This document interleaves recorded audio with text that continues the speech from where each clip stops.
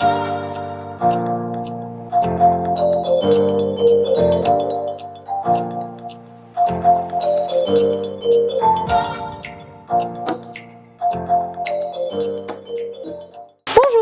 aujourd'hui, je vais prendre une minute pour vous présenter mon puzzle aventure.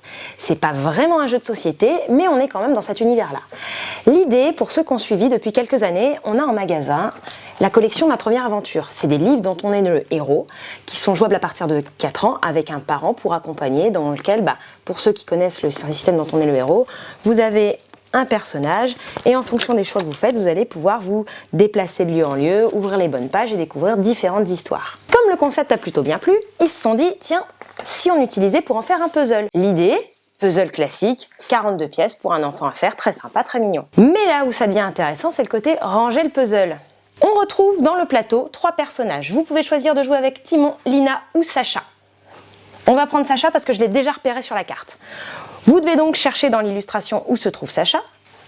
Spoiler alerte, il est ici. On soulève la tuile de Sacha. Et derrière, il y a un texte. D'où le fait qu'il est jouable toujours avec un adulte, quand vous voulez le faire avec les plus jeunes, à savoir à partir de 5 ans, puisqu'il faut pouvoir lire le petit texte. Pas question de partir le ventre vide. Une bonne odeur de tarte aux fruits te chatouille les narines. Mais où est-elle? Il faut trouver la tarte aux fruits. Je vous invite donc à essayer de fouiller. On fera un petit travelling pendant ce temps-là. Moment travelling. Et du coup, une fois qu'on a trouvé notre fameuse tarte, on va pouvoir, je ne sais pas du tout où elle est, à son tour prendre la tuile de la tarte, lire le texte et passer de tuile en tuile.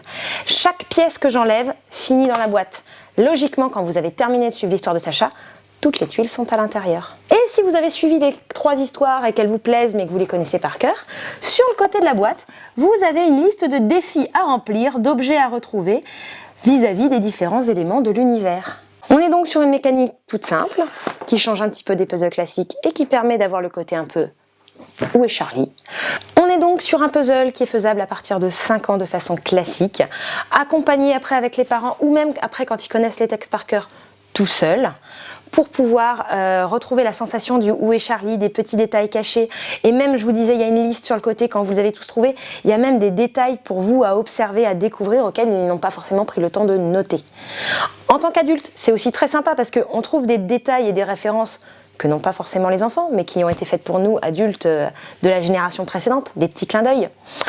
Voilà, donc c'est que du bon, vous pouvez y aller, ça fait plaisir et ça fait passer de très bons moments en famille. Pour ça, on va remercier Antonin Bocara et Romaric Galloni à la réalisation.